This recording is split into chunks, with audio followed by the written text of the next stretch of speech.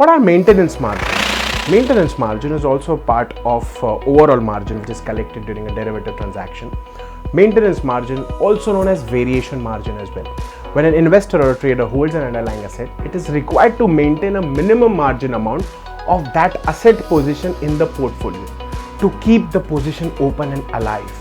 And this is known as maintenance margin. Maintenance margin requirements aim to protect against excess losses, and it also ensures that the broker has enough capital to cover losses in case if the investor occurs. It is generally calculated on a daily mark-to-market basis between the period starting from the trading date to the contract's expiration date. For example, in India, we have an expiry date in options and future can be a weekly Thursday or a monthly Thursday, the last Thursday of the month.